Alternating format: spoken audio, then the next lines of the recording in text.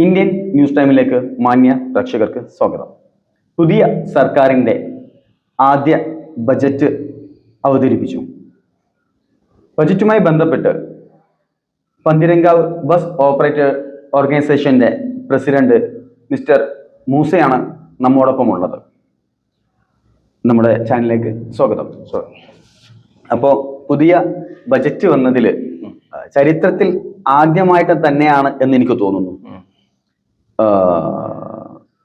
Bus അങ്ങനെയുള്ള transport മേഖലയിൽ ഒരു ആശ്വാസം ലഭിക്കുന്ന ഒരു ബജറ്റ് ഉണ്ടായിട്ടുള്ളത്. അതിനെക്കുറിച്ച് എങ്ങനെയാണ് നിങ്ങൾ വിലയിരുത്തുന്നത്? 1999-2000 കാലഘട്ടങ്ങളിലാണ് ബസ് ഫീൽഡിലേക്ക് ഞാൻ വരുന്നത്. ഓർമ്മ വെച്ച നാൾ മുതൽ തന്നെ 1.75 മിനിമം ചാർജ് ഉള്ള കാലഘട്ടത്തിലാണ് ബസ്സിലേക്ക് വരുന്നത്. അതിനുശേഷം മിനിമം ചാർജ് കൂടിയിട്ടുണ്ട്. പല തവണകളിലായിട്ട് സമരങ്ങളും പ്രശ്നങ്ങളും, ബസ് നിർത്തിയിടലും, ബസ് പിടിച്ചെടുക്കലും, സർക്കാർ പിടിച്ചെടുക്കലും, ഇങ്ങനെയൊക്കെയുള്ള ഒരുപാട് സമരങ്ങളിൽ കൂടിയാണ് ബസ് ചാർജ് നമുക്ക് കൂട്ടി വാങ്ങാറുള്ളത്, അല്ലെങ്കിൽ കൂട്ടി കിട്ടാറുള്ളത്. എന്നാലും ഇത്രയും സന്തോഷപരമായിട്ട് ബസ് ഓണർമാർക്ക് ഇത്രയും സന്തോഷപരമായ ഒരു ബഡ്ജറ്റ് എൻ്റെ ഓർമ്മ വെച്ച മുതൽ, അല്ലെങ്കിൽ എൻ്റെ മുൻകാലത്ത് ഉള്ള ആളുകൾക്ക് ഓർമ്മ വെച്ച മുതൽ ആദ്യമായിട്ടായിരിക്കും. ഇത്രയും നല്ല മനോഹരമായിട്ട് ഒരു തൻ്റെ ഇടത്തോടെ, ഒരു ആഹ്ലാദത്തോടെ, അല്ലെങ്കിൽ ബസ് ജീവനക്കാർക്കും ബസ്സിലെ ഓണർമാരുടെ സന്തോഷമാണ് ബസ് ജീവനക്കാർക്ക് കിട്ടുക. സന്തോഷപരമായിട്ടുള്ള ഒരു സംവിധാനമാണ് സർക്കാർ നമുക്ക് നൽകിയത്. ഞാൻ നേരത്തെ പറഞ്ഞതുപോലെ ചരിത്രത്തിൽ ആദ്യമായിട്ട് തന്നെയാണ് ഇങ്ങനെ ഒരു സംവിധാനം. അതായത് ഒരു ആശ്വാസം, സമാധാനം.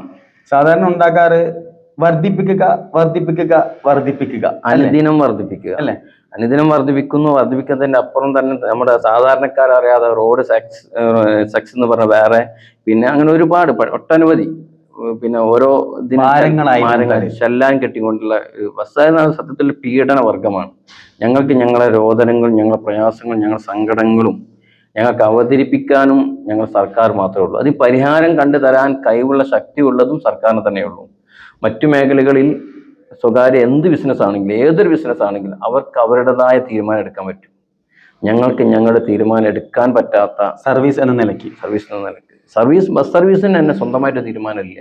സർക്കാർ ഞങ്ങൾക്ക് തരുന്ന തീരുമാനമാണ് ഞങ്ങളുടെ തീരുമാനം. പക്ഷെ അങ്ങനെ നോക്കുമ്പോൾ എല്ലാ നിലക്കും തന്നെ സന്തോഷവും ആഹ്ലാദവും തൻ്റെ ഇടം കാണിച്ച സർക്കാരാണ് ഈ വിഷയത്തിൽ പകുതി ഒറ്റയടിക്ക് കുറച്ച് തന്നു. അതെ, അത് വലിയൊരു പ്രാധാന്യമുള്ള ഒരു വാക്കാണ് ഇപ്പോൾ അങ്ങ് ഉദ്ദേശിച്ചത്. കാരണം ചില പ്രശ്നങ്ങൾ ഉണ്ടാകുന്ന സമയത്ത് വളരെ ചെറിയ ഒരു ആശ്വാസ എന്നുള്ള രീതിയിലേക്ക് താഴ്ത്തുകയോ അങ്ങനെയൊക്കെ ഉണ്ടായേക്കാം. പക്ഷെ പകുതി എന്ന് പറയുന്നത് ശരിക്കും വലിയ ഒരു പ്രതീക്ഷിക്കാത്തതാണ് അല്ലെ? വലിയ എന്താ പറയാ, അപ്രതീക്ഷിതം, സ്വപ്നം യാഥാർത്ഥ്യമാണോ നമ്മൾ നുള്ളി നോക്കേണ്ട അല്ലെ? അങ്ങനെ തന്നെ അതിനെ വിശേഷിപ്പിക്കുന്നതിൽ പിന്നെ അനുഭവങ്ങൾ വെച്ച് നോക്കുകയാണെങ്കിൽ, അല്ലെങ്കിൽ ഓർമ്മകൾ വെച്ച് നോക്കുകയാണെങ്കിൽ, അല്ലെങ്കിൽ ഈ ഇപ്പൊ ഭരണം തുടങ്ങിയതിനു ശേഷം നടന്ന സംവിധാനങ്ങളെ കുറിച്ച് ആലോചിക്കുകയാണെങ്കിൽ, പറഞ്ഞ വാക്കുകൾ സാധാരണക്കാരും പ്രയാസപ്പെടുന്നവർക്കും കണ്ണുനീരുകൾ കൊണ്ട് ഉറ്റുവീഴുന്നവർക്കും കൈത്താങ്ങായിട്ടാണ് ഇപ്പോൾ സർക്കാർ നിലനിൽക്കുന്നത്. ഇതില് താങ്കൾ ഇങ്ങനെ പറയുമ്പോൾ തികച്ചും താങ്കൾക്ക് എതിരഭിപ്രായം ഉണ്ടാകാൻ സാധ്യതയുള്ളതും പൊതുജനങ്ങളെ സംബന്ധിച്ചിടത്തോളം സന്തോഷകരമായിട്ടുള്ള ഒരു വിഷയം കൂടി ഞാൻ താങ്കളിലേക്കൊന്ന് ഈ ഒരു സന്തോഷത്തോടു കൂടി എടുത്തിടുകയാണ്. കാരണം എന്താണെന്ന് വെച്ച് കഴിഞ്ഞാല്, ഓർഡിനറി ബസ്സിൽ സ്ത്രീകൾക്ക് സൗജന്യം എന്ന് പറയുന്നത് സാധാരണക്കാരെ സംബന്ധിച്ചിടത്തോളം നമ്മുടെ നാട്ടിൽ ജോലിക്ക് പോകുന്ന, അല്ലെങ്കിൽ അങ്ങനെയുള്ള ആളുകൾക്ക് പെട്ടെന്ന് ഒരു അത്യാവശ്യത്തിന് പുറത്തേക്ക് ഇറങ്ങണമെങ്കിൽ KSRTC ഓർഡിനറി ബസ് ഉള്ള സ്ഥലത്ത് പണമില്ലെങ്കിൽ പോലും സാധിക്കും എന്നുള്ളത് അതൊരു വശം, വളരെ സന്തോഷകരമായിട്ട് ഒരു വശം തന്നെയാണ്. അത് ഒരു പൊതുജനം എന്നുള്ള രീതിയിൽ ഞാൻ അങ്ങോട്ട് പറയുമ്പോൾ ചിലപ്പോൾ അങ്ങേക്ക് ഒരു ബസ് ഓണേഴ്സ് എന്നുള്ള രീതിയിൽ ചിലപ്പോൾ അത് യോജിക്കാൻ സാധിച്ചെന്നില്ല. കാരണം അങ്ങനെ പറയാൻ കാരണം നിങ്ങൾ അതിനെതിരെ ചില പ്രശ്നങ്ങൾ, അല്ലെങ്കിൽ അതിന്റെ ചില ഭാഗങ്ങൾ കാണിക്കുകയുണ്ടായി അല്ലേ? അങ്ങനെയാണ് അതിന്റെ ഒരു നിലപാട് എന്ന് പറഞ്ഞാല്, നിങ്ങൾ പറഞ്ഞ യാഥാർത്ഥ്യമാണ്. ഒരു ബസ് ഓണർ എന്നുള്ള നിലക്ക് അതിനെ നമുക്ക് അംഗീകരിക്കാൻ ചില പ്രയാസങ്ങൾ ഉണ്ടെങ്കിലും കൂടിയിട്ട്, ഇന്നലെ ഞാനൊരു ന്യൂസിൽ കണ്ടു, ഒരു അമ്മ ബസ്സിൽ യാത്ര ചെയ്യുമ്പോൾ കരയുന്നത് അമ്മ പറയുന്നത്, ഹസ്ബൻഡിന് ജോലിയില്ലാത്ത ഹസ്ബൻഡിന് ഗുളിക വാങ്ങാൻ വേണ്ടി 3000 രൂപ അടുത്ത് മാസത്തെ ചെലവ് വരും. എൻ്റെ യാത്ര 3000-ൽ കൂടുതലാണ്. എനിക്ക് ഈ 3000 രൂപ എൻ്റെ ഭർത്താവിൻ്റെ, അല്ല എൻ്റെ അമ്മയുടെ മരുന്ന് ആവശ്യത്തിന് മാറ്റിവെക്കാലോ എന്ന് ചോദിക്കുമ്പം അവിടെ എനിക്ക് എൻ്റെ ബസ് പ്രസ്ഥാനമോ അല്ല വലുത്. പക്ഷേ എന്നെ ഏറ്റവും കൂടുതൽ സാധാരണക്കാരായ പാവങ്ങളായ പട്ടിണി വർഗത്തിന് ബസ് യാത്ര ചെയ്യാൻ പറ്റുന്ന സർക്കാർ ചെയ്തു കൊടുത്തതിന് നന്ദിയുണ്ട്. എന്നിരുന്നാലും അവിടേക്ക് ഒരു ചെറിയൊരു റിക്വസ്റ്റും കൂടി സർക്കാരിൻ്റെ ഭാഗത്ത് വെക്കാനുണ്ട്. ഈ വിഷയവുമായി ബന്ധപ്പെട്ടിട്ട് സ്വകാര്യ മേഖലകളിൽ സർവീസ് നടത്തുന്ന എത്രയോ പ്രൈവറ്റ് ബസ്സുകാർ ഈ വിഷയത്തിൽ വളരെ പ്രയാസത്തിലാണ്, വളരെ പ്രയാസം അനുഭവിക്കുക എന്ന് പറഞ്ഞാൽ കഴിഞ്ഞ അതോടനുബന്ധമായിട്ട് തന്നെ വേറൊരു ന്യൂസിൽ കണ്ടു, ഒരു പ്രൈവറ്റ് ബസ് കാലിയായിട്ട് ഇങ്ങനെ പോകുന്നു, സീറ്റ് മൊത്തം കാലിയായിട്ട്. KSRTC വന്നപ്പോൾ യാത്രക്കാരൊക്കെ, പ്രത്യേകിച്ച് യാത്രക്കാര് സ്ത്രീകളാണ് ബസ്സിലുള്ളത്. നമുക്ക് പുരുഷന്മാരൊക്കെ കാറെടുത്ത് ബൈക്കെടുത്ത് അല്ലെങ്കിൽ മറ്റെന്തെങ്കിലും മേഖലയോട് പോകുന്നവരാണ്. സ്ത്രീകളാണ് യാത്രക്കാർ കൂടുതലുള്ളത്. ആ സ്ത്രീകൾക്ക് പിന്നെ സർക്കാർ സൗജന്യം കൊടുത്തത് നേരത്തെ പറഞ്ഞതുപോലെ സന്തോഷം ഉണ്ടെങ്കിലും കൂടിയിട്ട് മറുവശത്ത് ചെറിയ ദുഃഖമുണ്ട്. ആ ദുഃഖത്തിന് അന്ന് നമ്മുടെ പിന്നെ മിനിസ്റ്റർ പറഞ്ഞിട്ടുണ്ടായിരുന്നത്, അല്ലെങ്കിൽ മുഖ്യമന്ത്രി പറഞ്ഞിട്ടുണ്ടായിരുന്നത്, നിങ്ങൾക്ക് സന്തോഷമായ റിപ്പോർട്ട് തരും എന്നാണ്. അത് ചിലപ്പോൾ 50% ഇതായിരിക്കാം, അത് അംഗീകരിക്കുന്നുണ്ട്. പക്ഷെ അതിലൊന്നുകൂടി ഒന്ന് ഉഷാറാക്കാൻ എന്നുള്ളത് ഞങ്ങൾക്ക് തന്നതിൽ തൃപ്തികരമല്ല എന്നല്ല. വരുമാനം കൂടി ഉണ്ടാക്കാൻ വരുമാനമുണ്ട്. അത് പ്രൈവറ്റ് ബസ്സുകാര് പിന്നെ ഈ ദുരിതം അനുഭവിക്കുന്ന ബസ്സുകാരുണ്ടല്ലോ, അവർക്ക് എന്ത് ചെയ്യണമെന്ന് വെച്ചാൽ KSRTC നോട്ടിഫൈഡ് റൂട്ട് ഉണ്ട്. KSRTC മാത്രമേ പോകാൻ പറ്റൂ എന്ന് അംഗീകരിക്കപ്പെടുന്ന നോട്ടിഫിക്കേഷൻ റൂട്ട് ഉണ്ട്. ആ നോട്ടിഫിക്കേഷൻ റൂട്ടിലേക്ക് 10 മിനിറ്റ് ഡിഫറൻസ് വെച്ചിട്ട് പൊളിയുന്ന അല്ലെങ്കിൽ നഷ്ടപ്പെടുന്ന നഷ്ടങ്ങൾ ഉണ്ടാക്കുന്ന പ്രൈവറ്റ് ബസ്സുകാരെ അവിടേക്ക് വേരിയേഷൻ കൊടുക്കുക. അതായത് പുതിയ റൂട്ട് കൊടുക്കണം. പുതിയ റൂട്ട് എന്ന് പറയാൻ പാടില്ല, വേരിയേഷൻ കൊടുക്കുക, അങ്ങോട്ട് മാറ്റി കൊടുക്കുക. എന്നിട്ട് അവരെയും കൂടി സർക്കാർ സംരക്ഷിക്കുക. അപ്പോൾ അത് പൂർണ്ണമാവും. അതായത് KSRTC ബസ് മാത്രം പോകാവുന്ന സ്ഥലത്തേക്ക് അവിടെ പ്രൈവറ്റ് കടന്നു വരാൻ പാടില്ല. പ്രൈവറ്റ് ബസ്സുകളെ കൂടെ ഒന്ന് നീട്ടി കൊടുക്കുക. അവരെയും കൂടി ഇപ്പൊ നമ്മളെ ചില മേഖലകളിൽ KSRTC വരാത്ത മേഖലകളിൽ സർവീസ് നടത്തുന്ന ബസ്സുകാർക്ക് ഇപ്പോൾ സർക്കാർ തന്ന ഈ അംഗീകാരം ഞങ്ങൾക്ക് തൃപ്തികരമാണെങ്കിലും ഞങ്ങൾ പോലെ തന്നെ മക്കളെ പോറ്റുന്ന പിന്നെ തൊഴിലാളികളെ പോറ്റുന്ന ഒരു വർഗം തന്നെയാണ് അപ്പുറത്ത് KSRTC പിന്നെ സ്ത്രീകൾക്ക് സൗജന്യം കൊടുത്തുകൊണ്ട് ദുരിതം അനുഭവിക്കുന്നത്. ആ ദുരിതം അനുഭവിക്കുന്ന KSRTC പിന്നെ പ്രൈവറ്റ് ബസ്സുകാരെ KSRTC നോട്ടിഫൈഡ് റൂട്ടിലേക്ക് 10 മിനിറ്റോ 8 മിനിറ്റോ ഡിഫറൻസ് വെച്ചിട്ട് അവരെ അങ്ങോട്ട് വേരിയേഷൻ കൊടുക്കുക. ഓക്കെ, ഇപ്പോ താങ്കൾ പറഞ്ഞ കാര്യത്തിൽ 2 കാര്യങ്ങൾ എനിക്ക് പറയാനുണ്ട്. ഒന്ന്, നേരത്തെ അങ്ങ് പറഞ്ഞ അങ്ങക്ക് ഒരു പൊതുപ്രവർത്തകൻ എന്ന രീതിയിൽ സന്തോഷം നൽകുന്ന കാര്യമാണ് KSRTC ബസ് സൗജന്യമായി നൽകിയെന്ന്. അതിനൊരു പ്രത്യേക കാരണം കൂടിയുണ്ട്, ഞാൻ മനസ്സിലാക്കിയെടുത്തോളം. കാരണം കേരളത്തിൽ പന്തിരങ്കാവ് യൂണിറ്റിന് ഒരു പ്രത്യേകതയുണ്ട്. കാരണം ഏറ്റവും കൂടുതൽ സാമൂഹിക പ്രവർത്തനം നടത്തുന്ന ബസ് ഓണേഴ്സ് യൂണിറ്റ് ആണ് ഓപ്പറേറ്റേഴ്സ് യൂണിറ്റ് ആണ് നമ്മുടെ പന്തിരങ്കാവ് യൂണിറ്റ്. അതെ, അതുകൊണ്ട് തന്നെ അതിന്റെ ഒന്ന് നമുക്ക് വിശദീകരിക്കേണ്ടതുണ്ട്. രണ്ടാമത്തത്, ഇപ്പോ KSRTCക്ക് മാത്രം അനുവദനീയമായ സ്ഥലത്തേക്ക് പ്രൈവറ്റ് ബസ്സുകളെ ഒന്ന് കൺസിഡർ ചെയ്യേണ്ടതുണ്ട് എന്ന് പറഞ്ഞതോടൊപ്പം നമ്മുടെ കോഴിക്കോട് ജില്ലയിൽ പ്രൈവറ്റ് ബസ്സുകൾ മാത്രം, സിറ്റി ബസ്സുകൾ മാത്രം ഓടുന്ന ചില റൂട്ടുകളുണ്ട്. അവിടേക്ക് ചില ഓർഡിനറി ബസ്സുകളെ കൊണ്ടുവരുന്നതിൽ എന്താണ് അങ്ങയുടെ അഭിപ്രായം? നമുക്ക് KSRTC ബസ് ഓടുന്ന റൂട്ടുകളിലല്ല, സിറ്റി ബസ് ഇപ്പൊ ഉദാഹരണത്തിന് പെരുമണ്ണ, അതെ, പെരുമണ്ണ ആദ്യം ഒന്നുണ്ടായിരുന്നു, ഇപ്പൊ ഇല്ല. അതേപോലെ നമ്മുടെ ബേപ്പൂര്, ഫറൂഖ്, ഇവിടേക്കൊന്നും KSRTC ബസ്സുകൾ ഇപ്പൊ അത് ഒരു സാധാരണക്കാരുടെ ചോദ്യമാണ് അല്ലെ? രാവിലെ വൈകുന്നേരം അത് സാധാരണക്കാരുടെ ചോദ്യമാണ്. സാധാരണക്കാരുടെ ചോദ്യമാണെങ്കിലും കൂടിയിട്ട് അവിടെ ആവശ്യങ്ങൾ നടക്കുക എന്നുള്ളതാണ്. ബസ് എന്ന പ്രസ്ഥാനം ഉപകാരപ്രദമാകുന്നത് KSRTC ആണെങ്കിലും പ്രൈവറ്റ് ബസ് ആണെങ്കിലും ഉപകാരപ്രദമാകുന്ന ഈ സാധാരണക്കാരുടെ യാത്രാ സഞ്ചാരമാണ് ബസ്. അല്ലാത്തൊരു വേറെ വഴിക്കൊക്കെ പോകും. ഈ സാധാരണക്കാരുടെ യാത്രാ സഞ്ചാരത്തിന് സൗകര്യങ്ങൾ ഒരുക്കുക എന്നുള്ളതാണ്. അത് KSRTC ആണെങ്കിലും പ്രൈവറ്റ് ആണെങ്കിലും. അപ്പൊ നമ്മളെ സംബന്ധിച്ചിടത്തോളം നമ്മളെ പെരുമണ്ണ റൂട്ട് ഒരു ഉദാഹരണം പറഞ്ഞുകൊണ്ട് പറയാണ്. പെരുമണ്ണ റൂട്ടിൽ 7 മിനിറ്റിലും 5 മിനിറ്റിലും 6 മിനിറ്റിലൊക്കെ ബസ് നിരന്തരം ഓടിക്കൊണ്ടിരിക്കുമ്പോൾ ആ ഓടിക്കൊണ്ടിരിക്കുന്നതിനെ നമ്മുടെ പന്തിരങ്കാവിലോ അതുപോലെ മാങ്കാവിലോ ഒരു 5 മിനിറ്റ് 3 മിനിറ്റ് ബ്ലോക്കായി കഴിഞ്ഞാൽ ഈ 2 ബസ് ഒപ്പരാവുകയാണ്. കാരണം ഗ്യാപ്പില്ല. 5, 6, 7 മിനിറ്റ് മാത്രമായിട്ട് ഗ്യാപ്പ് അവിടെ വരുന്നു. ചിലതിന് 3 മിനിറ്റ് ഗ്യാപ്പേ ഉള്ളൂ. പണ്ട് കാലങ്ങളിൽ 3 മിനിറ്റ് ഗ്യാപ്പ് മതിയായിരുന്നു. കാരണം വാഹന സൗകര്യം, വാഹനം കൂടുതലില്ല, തിക്നെസ് കൂടുതലില്ല, റോഡിൽ കുറഞ്ഞ വാഹനങ്ങളുണ്ടായിരുന്നു. ഇന്ന് നമ്മൾ ഈ പറയപ്പെടുന്ന നമ്മൾ സംസാരിക്കുന്ന പെരുമണ്ണയിൽ നമുക്ക് പന്തിരങ്കാലിലെത്താൻ പണ്ട് നമുക്ക് 5 മിനിറ്റ് മതിയായിരുന്നു. ഇന്ന് നമുക്ക് പന്തീരങ്കാലായിട്ട് ഏറ്റവും ചുരുങ്ങി 10 മിനിറ്റ് വേണം. കാരണം നേരെ മാങ്കാവിലേക്കാണെങ്കിൽ പിന്നെ പന്തീരങ്കാവ് ടു ഒളവണ്ണ മാത്ര ഭാഗങ്ങളിലൊക്കെ നമ്മൾ അനുഭവിക്കുന്ന ഒരു റോഡിന്റെ റഷ് എന്ന് പറയുന്നത് ഒരുപാട് തന്നെയാണ്. അതെ, അതൊക്കെ സാധാരണക്കാർ കണ്ട് മനസ്സിലാക്കുന്നതാണ്. ഇപ്പൊ ചില ആളുകൾ എന്നോട് ചോദിക്കും, പിന്നെ കാണുമ്പോൾ നിങ്ങൾ ബസ്സിന്റെ ആളല്ലാണ്, നിങ്ങൾ ഈ ബസ്സാരുടെയോ ഈ പരക്കം പാച്ചിൽ നിർത്തുന്നത്. അപ്പൊ ഞാൻ പുഞ്ചിരിക്കും അവരോട്, കാരണം അവരെ സുഹൃത്ത് എനിക്ക് ചോദിക്കുന്നതാണ്. ബസ്സുകാർക്ക് ഒരിക്കലും ഒരു പ്രൈവറ്റ് ബസ്സാണെങ്കിലും KSRTC ബസ്സാണെങ്കിലും ഏത് ബസ്സാണെങ്കിലും ബസ്സുകാർ ഒരിക്കലും റോഡിൽ അപകടം ഉണ്ടാക്കി വെക്കാൻ വേണ്ടി വരുന്നവരല്ല. അവർ രാവിലെ തന്നെ കിട്ടുമ്പോൾ വരുന്നത് ഒരിക്കലും ഒരാളെ കൊല്ലാനോ തല്ലാനോ അല്ല.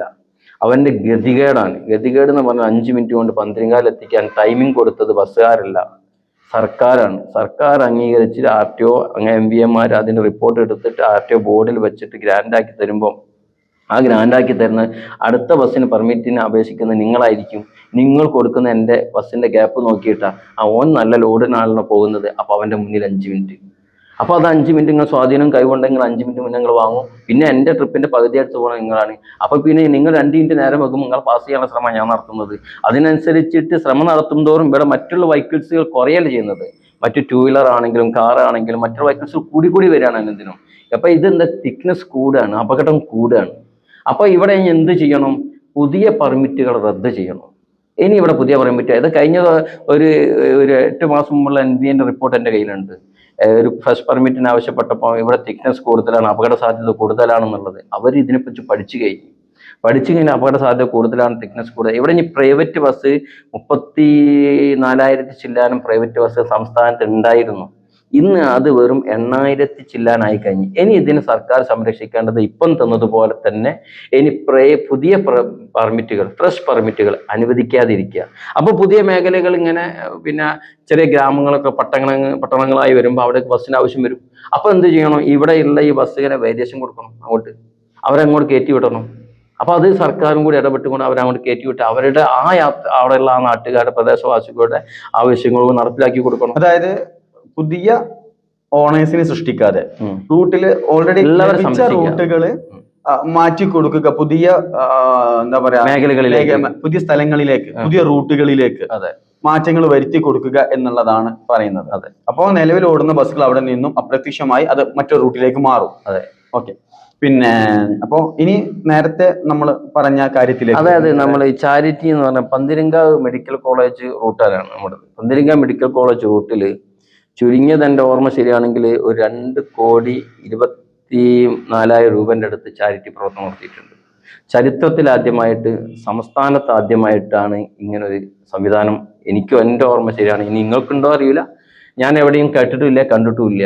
2,14,15 അല്ലെങ്കിൽ 25 ഉറുപ്പിന്റെ അടുത്ത്, കറക്റ്റ് കണക്ക് ഓർമ്മയില്ല, എന്താ 2 കോടിയുടെ അപ്പുറം ചാരിറ്റി പ്രവർത്തനം നമ്മുടെ നാട്ടിൽ പരിസര പ്രദേശത്തുള്ള ആളുകൾക്ക് കിഡ്നി മാറ്റിവെക്കൽ, മജ്ജ മാറ്റിവെക്കൽ, ഇങ്ങനെയുള്ള ശാസ്ത്രജ്ഞയുമായി ബന്ധപ്പെട്ടിട്ട് നമുക്കൊരു ലെറ്റർ തരുമ്പോൾ നമ്മുടെ തൊഴിലാളികൾ, നമ്മുടെ ഓണർമാർ, പിന്നെ അന്ന് ആ സമയത്ത് ഉണ്ടാകുന്ന RTO MVMമാർ, പോലീസ്, പന്തീരങ്കാവ് പോലീസ് ഉദ്യോഗസ്ഥന്മാർ, ഇവരൊക്കെ നമ്മൾ സഹകരിച്ചുകൊണ്ട് നമ്മൾ റോഡിലും അവിടെ ഇവിടെയും ബസ്സിലും എല്ലാ പിരിവുകൾ എടുത്തിട്ട് ഇവരെ സഹായിക്കുകയാണ്. സൗജന്യ യാത്രകൾ. അതായത് ആ യാത്ര നടത്തുന്ന സമയത്ത് ഈ ബസ്സിൽ കിട്ടുന്ന കൺസെന്റ് ഈ നമ്മുടെ ജീവനക്കാർ ഒരു പക്ഷേ വീട്ടിൽ പട്ടിണിയായിരിക്കും, പക്ഷെ 1 രൂപ പോലും അവർ അന്നത്തെ ദിവസം എടുക്കുന്നില്ല. പൂർണ്ണമായി അവരും സൗജന്യമാണ്. ബസ്സിന്റെ ഓണർമാരും ഈ പൈസ കിട്ടുന്ന അപ്പാട് അങ്ങനെ തന്നെ അവർക്ക് ഏൽപ്പിക്കാൻ. അങ്ങനെ ഇത് എൻ്റെ സംസാരം കേൾക്കുന്ന എൻ്റെ നാട്ടുകാർക്ക്, പരിസര പ്രദേശത്തുള്ള നാട്ടുകാർക്ക് അറിയുന്നത് ബോധ്യപ്പെടുന്നതാണ്. ഒരു പക്ഷെ നിങ്ങൾക്ക് തന്നെ ബോധ്യപ്പെടുന്നതായിരിക്കും. അപ്പൊ അങ്ങനെ ഒരു പ്രത്യേകമായൊരു ശൈലിയിൽ ഓടുന്നത് നമ്മളെ സംബന്ധിച്ചിടത്തോളം നമ്മുടെ റൂട്ടിൽ തടയലോ ഒരു ബസ്സുകാർക്ക് ഉണ്ടാകുന്ന പരാതികളോ ഒരു പ്രശ്നങ്ങളോ പരിവോ നമ്മൾ പോകുന്ന ഒരു മേഖലകളിലില്ല. സ്കൂളുകളിൽ വരെ ഇല്ല. സ്കൂളുകളിൽ ഇപ്പൊ സ്കൂളുകാരെ എന്നെ വിളിച്ചിട്ട് സമയം ക്രമീകരിച്ചു തരും. എങ്ങനെ ക്രമീകരിക്കാൻ കഴിയുന്ന രൂപത്തിൽ ബസ്സുകൾക്ക് സൗകര്യപ്പെടുത്താൻ വേണ്ടിയിട്ട്. ഈ സ്കൂൾ കുട്ടികളുടെ കാര്യം പറഞ്ഞപ്പോ മൊത്തമായിട്ട് ഞാൻ പറയുന്നില്ല, എങ്കിലും ചില ബസ്സുകള്, ചില കണ്ടക്ടർമാര് സ്കൂൾ കുട്ടികളോട് എന്താ പറയാ കയറ്റുന്നതിലും അങ്ങനെയുള്ള ചില കർശനമായിട്ടുള്ള ചില കാര്യങ്ങൾ നടത്തുന്നതായിട്ട് ഉണ്ട് ഇപ്പോഴും. ആ വിഷയത്തെ സംബന്ധിച്ച് ഓണർമാരായി ആ ഭാഗത്ത് ഒരിക്കലും തൃപ്തികരമല്ല. ഓണർമാരെ സംബന്ധിച്ചിടത്തോളം ഇപ്പോൾ നമ്മുടെ റൂട്ടിൽ 26 ബസ്സുണ്ട്. രാമനാട്ടുകര മെഡിക്കൽ കോളേജ് റൂട്ടിൽ 26 ബസ്സുണ്ട്. ഈ 26 ബസ്സിലും അങ്ങനെ എന്തെങ്കിലും ഒരു വിഷയം ഉണ്ടെങ്കിൽ ഏറെക്കുറെ ഞാനുമായിട്ടാണ് ബന്ധപ്പെടാറുള്ളത്. അതിൻ്റെ ഓണർമാരെ ബന്ധപ്പെടാറില്ല. അതിന് ഓണർമാർക്ക് ഞാനതിൽ ബന്ധപ്പെടുന്നതും സംസാരിക്കുന്നതും അവർക്ക് ആർക്കും ഇഷ്ടക്കേടുമില്ല, ഞാൻ തന്നെ കൈകാര്യം ചെയ്യാറുള്ളത്. പക്ഷെ അത്തരം തൊഴിലാളികൾ ഉണ്ടെങ്കിൽ അവരെ നമ്മൾ വിളിച്ചിട്ട്, അത് നമ്മുടെ ഒരു വാട്സപ്പ് കൂട്ടായ്മ ഉണ്ട്. കൂട്ടായ്മ എന്ന് പറഞ്ഞാൽ ബസ്സിൽ ഞങ്ങളെ ബസ്സിലെ യാത്രക്കാരാണെങ്കിൽ നിങ്ങളെ വാട്സപ്പിൽ ഓൺലി കയറി എങ്ങനെ ഒരു ലിങ്ക് ഉണ്ട്, ആ ലിങ്കിൽ നിങ്ങൾ കയറാം. ലിങ്കിൽ കയറിയിട്ട് നിങ്ങൾക്ക് ബസ്സിന് സമയം ചോദിച്ചാൽ സമയം കിട്ടും. നിങ്ങളിപ്പോൾ ഓൾറെഡി പന്തീരങ്കാവിൽ നിന്ന് പിന്നെ രാമനാട്ടുകരയ്ക്ക് പോകാൻ വേണ്ടി വെയിറ്റ് ചെയ്യുമ്പോൾ നിങ്ങൾക്ക് ബസ്സിന് സമയം എപ്പോഴാണെന്ന് അറിയില്ല. അപ്പോൾ ബസ്സിന് നിങ്ങൾ വെയിറ്റ് ചെയ്യണം. അപ്പോൾ നിങ്ങൾ ആ ലിങ്കിൽ കയറിയിട്ട് ഇവിടുന്ന് ഞാൻ പന്തീരങ്കാവുണ്ട്, എനിക്ക് രാമനാട്ടുകരയ്ക്ക് പോകണം എന്ന് നിങ്ങൾ ആവശ്യപ്പെടുന്ന സമയത്ത് തന്നെ അവിടുന്ന് അപ്പോൾ നിങ്ങൾക്ക് അതേ ഗ്രൂപ്പിൽ തന്നെ മറുപടി കിട്ടും, ഇന്ന സമയത്ത് ബസ് എത്തും പറഞ്ഞിട്ട്. അങ്ങനെ സംസ്ഥാനത്ത് ഒരൊറ്റ സംവിധാനമേ ഉള്ളൂ, അത് ഞങ്ങളുടെ സംവിധാനം. അല്ല, ഇത് ഒരു പുതിയ അറിവാണ്. ഞാനൊരു പെരുമണ്ണയിലാണ് എങ്കിൽ പോലും ഒരുപാട് ഉപയോഗപ്പെടുത്തുന്ന ബസ്സാണ്. എൻ്റെ ഭാര്യയൊക്കെ ഉപയോഗപ്പെടുത്തുന്ന ബസ്സാണ് ഈ രാമനാട്ടുകര മെഡിക്കൽ കോളേജ് ബസ്. പക്ഷെ ഇങ്ങനെയൊരു സംഭവം ഉള്ളത് വളരെ ആദ്യമായിട്ടാണ് ഞാൻ അറിയുന്നത്. വളരെ എന്താ പറയാ, ഏറ്റവും അനുയോജ്യമായ അല്ലെങ്കിൽ നമുക്ക് ഉപകാരപ്പെടുന്ന ഒരു വാട്സപ്പ് ഗ്രൂപ്പായിട്ടാണ് എനിക്കിത് മനസ്സിലാണ്. എന്തായാലും അതിന് ഒരുപാട് അഭിവാദ്യങ്ങൾ ആദ്യം തന്നെ അറിയാം. നമ്മൾ RTO ആണ് ഉദ്ഘാടനം ചെയ്തത്. കോഴിക്കോട് RTO ആണ് ഒന്ന് ഉദ്ഘാടനം ചെയ്തിട്ടുണ്ടായിരുന്നത്. അത് ഉദ്ഘാടനം ചെയ്ത് കോഴിക്കോട് RTO ഉദ്ഘാടനം ചെയ്യുന്നു. അന്ന് MP രാഘവൻ സാർ ഉണ്ടായിരുന്നു. അങ്ങനെ രാഷ്ട്രീയ പ്രമുഖർ, പൊളിറ്റിക്കുമായി ബന്ധപ്പെട്ടവർക്ക് ഉണ്ടാകുന്ന ഒരു ഇതുപോലത്തെ ഒരു ചാരിറ്റി പ്രവർത്തനത്തിന് അന്ന് ഉദ്ഘാടനം ചെയ്യുന്നത്. പക്ഷെ അത് ഭയങ്കര സക്സസ് ആയിപ്പോയി. അതോടൊപ്പം എനിക്ക് ഒരു പെരുമണ്ണയിൽ എന്നുള്ള രീതിയിൽ, പന്തീരങ്കാവ് പെരുമണ്ണ ഭാഗത്തുള്ള ഒരാള് എന്നുള്ള രീതിയിൽ നേരത്തെ പറഞ്ഞതുപോലെ നമ്മുടെ Ramanattukara medical college mini bus ഒരുപാട് ആളുകൾ ഉപയോഗപ്പെടുത്തുന്ന ബസ്സാണ്. ചില സമയത്ത് നിറയാറുണ്ട്. ഈ ബസ് ഒരു അത്യാവശ്യത്തിന് നമുക്ക് വൈകുന്നേരം മെഡിക്കൽ കോളേജിലേക്ക് പോകണം എന്നുണ്ടെങ്കിൽ, അല്ലെങ്കിൽ ആ മെഡിക്കൽ കോളേജിൽ നിന്ന് രാത്രി ഒന്ന് ഇങ്ങോട്ട് തിരിച്ചു വരണം എന്നുണ്ടെങ്കിൽ മിനി ബസ് ഉണ്ടാവാറില്ല. ഏകദേശം ഒരു 7 മണി അല്ലെങ്കിൽ ഒരു സന്ധ്യാസമയം കഴിഞ്ഞാൽ പിന്നെ ബസ്സുകൾ ഇല്ല, മിനി ബസ്. അതൊന്ന് ഏകദേശം ഒരു 9:30 മണി വരെയെങ്കിലും, അല്ലെങ്കിൽ ലാസ്റ്റ് ഒരു 10 മണിക്ക് ഒരു മിനി ബസ് ഉണ്ടാകുമ്പോൾ രാത്രി ഒരു ചോറ് കൊണ്ടുകൊടുത്ത് മെഡിക്കൽ കോളേജിലേക്ക് കൊണ്ടുകൊടുത്ത് അത് കഴിഞ്ഞൊന്ന് രാമനാട്ടുകര ഭാഗത്തേക്കുള്ള ആളുകൾക്കൊക്കെ എത്താനും, പുത്തൂർമഠം, പാലാഴി, അങ്ങനെ ഇപ്പം പഴയതുപോലല്ല. ഇവിടെയൊക്കെ ഒരുപാട് ജനങ്ങൾ വന്നു, ഒരുപാട് ആളുകളുണ്ട്. അപ്പോൾ ആ ഒരു സർവീസ് ഒന്ന് നീട്ടി തുടങ്ങുന്നതിൽ ഓൾറെഡി അങ്ങനെ പെർമിറ്റ് ഉണ്ട്, നീട്ടാൻ്റെ ആവശ്യമില്ല. പക്ഷെ പിന്നെ എന്ത് സംഭവിക്കുന്നു വെച്ചാൽ, ഇപ്പോൾ നമ്മുടെ ഈ ലോക്ക്ഡൗൺ വന്നല്ലോ.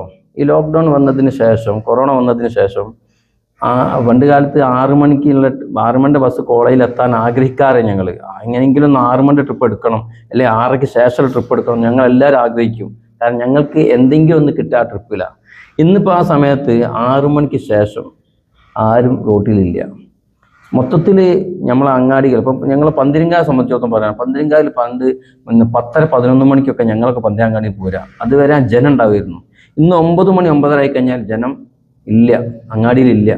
അതുപോലെ തന്നെ മെഡിക്കൽ കോളേജിലാണെങ്കിലും നിങ്ങൾക്ക് ഒന്ന് സന്ദർശിച്ചേക്കാം. ഞാനൊക്കെ എപ്പോഴും മെഡിക്കൽ കോളേജിൽ 11-12 പോരുന്ന ഒരാളാണ്, ഒരു ചാരിറ്റി പ്രവർത്തനമൊക്കെ കഴിഞ്ഞ് പോരുന്ന ആളാണ്. എന്നിരുന്നാലും ബസ് നിങ്ങൾ പറഞ്ഞതുപോലെ തന്നെ പിന്നെ അവിടുന്ന് 10 മണിക്കൊന്നും ബസ്സില്ല, നമ്മളെ ബസ്സാണെങ്കിലും ഇല്ല. കാരണം 7 മണിയൊക്കെ ആകുമ്പോഴത്തേക്ക് ആൾ തീരെ ഇല്ല. പിന്നെ ഒന്ന് പോയി പോരാ എന്നുള്ള നിലക്ക് പോയി പോരുക. അങ്ങനെ ഒരു 8-8:30 വരെ ബസ് ഓൾറെഡി ഇപ്പോൾ നിലവിലുണ്ട്. 8:35 വരെ ബസ് ഓൾറെഡി ഉണ്ട്.